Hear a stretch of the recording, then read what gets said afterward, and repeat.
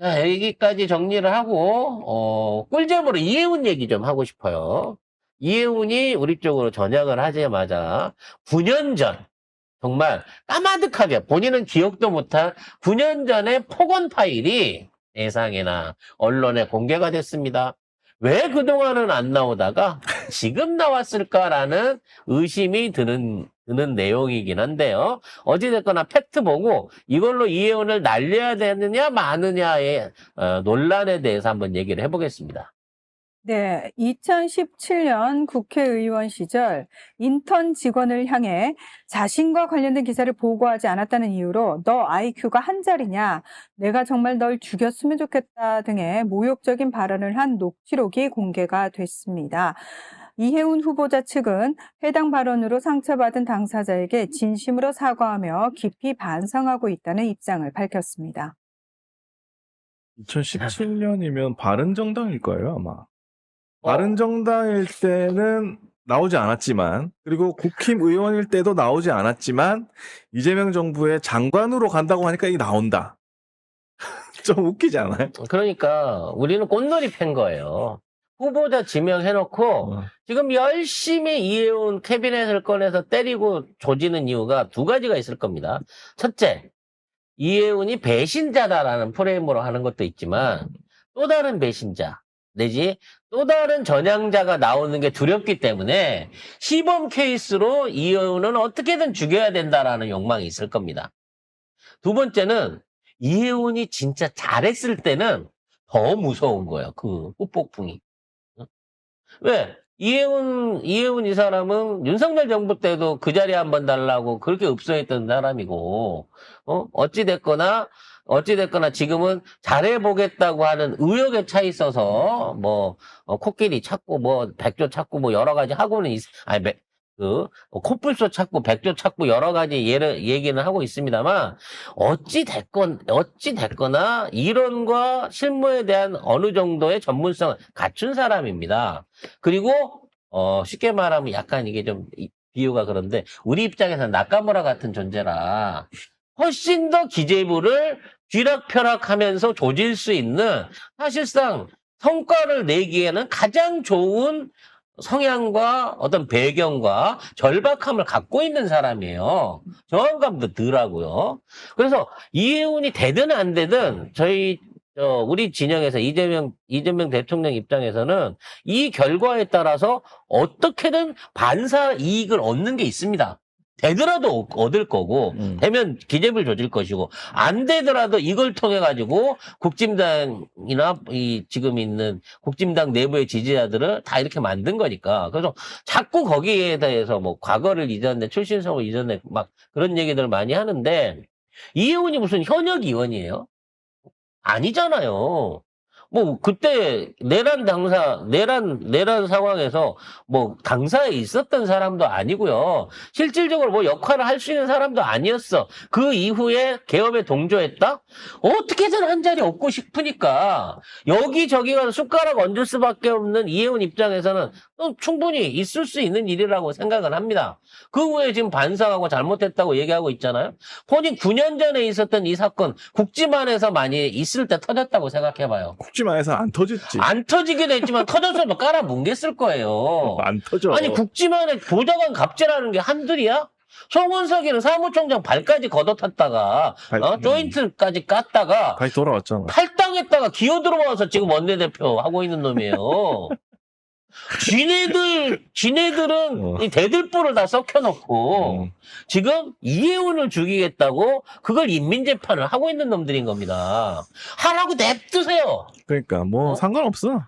계속 또 나왔어요. 이제 TV조선에서도 나왔는데 그 자택 프린터 수리 심부름까지 했다. 그러면서 갑질 폭로를 한다고. 이거는 20대 국회의원 때래요. 3선 의원일 때. 그 20대 국회의원 선거 언제냐 보니까 2016년 새누리당 때입니다.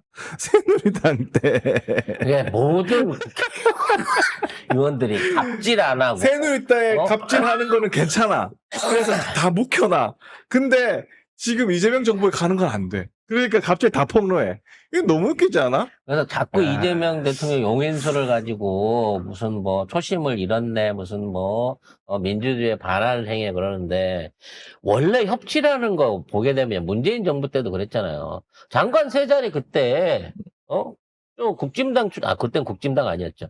그때 당시에 야당 추천 받아갖고 장관 세 자리 내줬어요.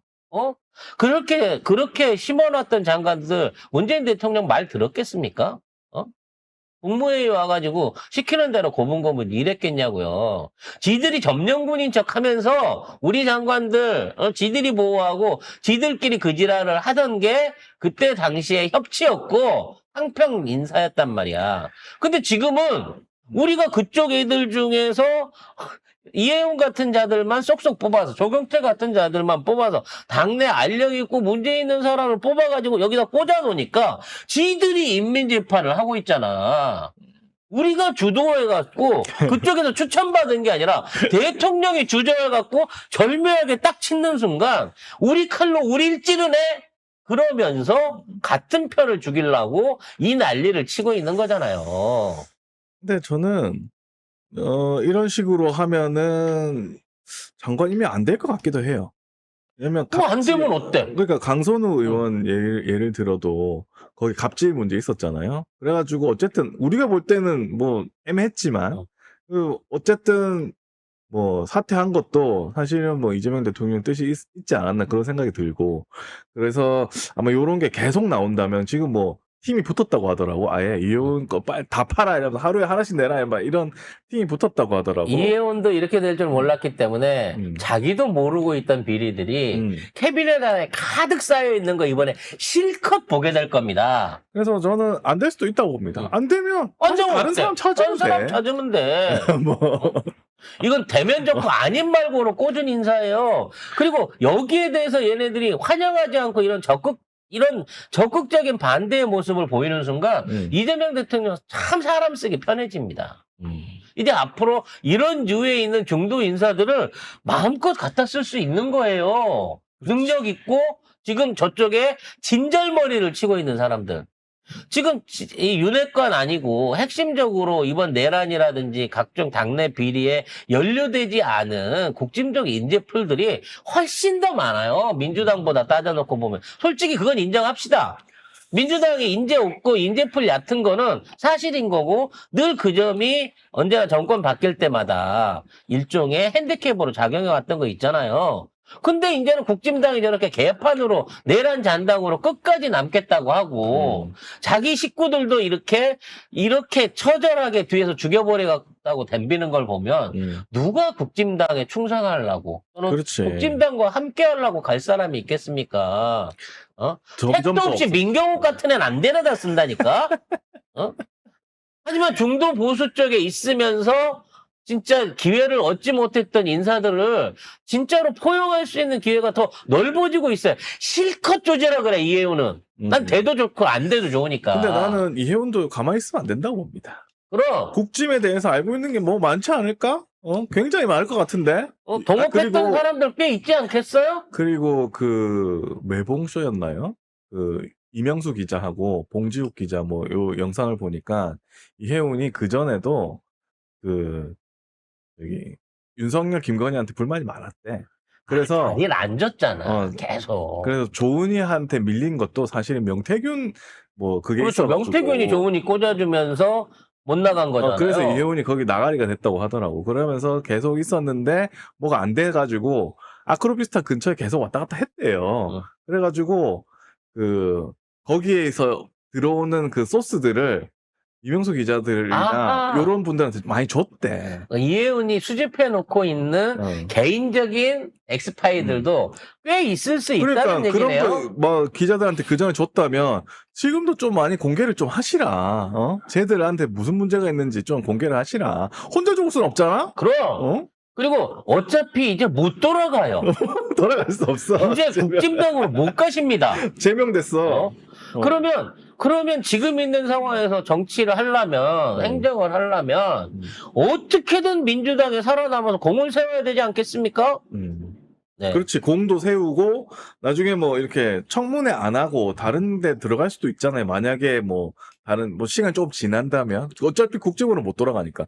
그러니까 먼저 저기 공격 혼자만 당하지 말고 공격하고 좀 나중에 지금 안 되더라도 나중에 기다리다가 나중에 뭐라도 할 수 있는 거니까. 그래서 저는 삼국지의 고사 중에 이 황충과 위연이라는 장수가 있습니다. 위연. 예. 위연이가 이제 나라를 배신하고 유비한테 제갈량한테 의탁하러 넘어올 때 제갈량이 위연의 인상을 보고 이 새끼는 배신이 상습적인 상이야. 이거 죽여버려야 돼. 라고 얘기를 했는데 배반할 상이라. 배반의 상이라고 했는데 아닙니다. 제가 더 열심히 하겠습니다. 라고 해갖고 진짜 열심히 노력하는 맹장이 돼요. 그리고 위연이 사기쳐갖고 끌고 왔던 황충도 자 내가 이런 사람도 이런 배신자도 용서를 하고 쓰는데 내가 왜 장군을 제대로 대접하지 않겠습니까? 라고 이 감복을 시켜갖고 두 사람이 이제 제갈량 밑에서 최고의 조자룡과 최고의 공신으로서 역할들을 하거든요. 물론 제갈량이 죽자마자 위연은 바로 배신을 때립니다. 그래서 바로 죽지. 바로 제갈량이 거기에 예비해서 숨겨놨던 부하들한테 바로 댕강 모가지가 날아가는데 그런 고사들처럼 진짜 이런 전쟁 상황에서는 이러한 어떤 그 이재희의 이 용인수를 잘 써야 되는 거예요. 그러니까 일단은 우리 이재명 대통령은 믿잖아. 이재명 대통령의 용병수를 기대하고 과연 우리의 이해우는 위헌이 되어줄 것인지 아니면 황계가 돼갖고 끝까지 지키다가 만신창이로 인생을 조질지 마지막까지 한번 우리가 지켜보다가 그 결과에 따라서 우리는 반사 이익만 얻으면 된다라는 말씀을 드리고 싶어요. 그리고 사실은 뭐 상관없는 게 이은 갑질 때문에 뭐 낙마시킨다는 거는 저쪽 국민의힘이 낙마시키는 거잖아요. 그렇죠. 엄청 공격하는 거잖아. 지금 우리가 볼 때는 지네끼리 싸우는 거야. 그리고 지금 이해운제를 그렇게 조지면요 서초구에 있는 그 강남 쪽에 있는 사람들 입장에서는 그동안 국짐한테 대해서 보여왔던 전폭적인 지지가 이게 이제 흔들릴 수밖에 없는 거예요. 그래서 오세훈이가 나서가지고 그러지 말라고 하고 있는 거야. 오세훈 최대 지지 기반이 강남 3구인데 지금 강남 3구에 있는 민심이 지금 배신 때리고 떠나고 있는 게 가장 높은 게 강남 3구에서 일어나고 있다는 거지. 결국 이혜원을 세게 조지면 세게 조질수록 지선에서의 강남 3구의 국짐당 지지율이 떨어질 수밖에 없는 상황입니다. 이재명 대통령은 실용과 통합을 하려고 했는데 국짐이 막내? 심지어 뭐 이렇게 넘어가면 돼요. 심지어 그냥 넘어가면 중도적으로 돼. 놀고 있는 의원을 불러가지고 장관자를 시켜주려고 했는데 제가 재정위원이 되면 또 강남 서초구에 어떠한 좋은 정책을 끌고 나올지 모르는 기대를 갖고 있는데 그걸 니들이 낙마를 시켜 반드시 응징받습니다. 오히려 민주당과 이재명 정부가 더 포용력 있는 정당이다. 저 자신감 있고 포용력 있는 정당이다. 이런 거를 사람들한테 심어줄 수 있기 때문에 청문회 때 한번 보자고요. 어떻게 되는가.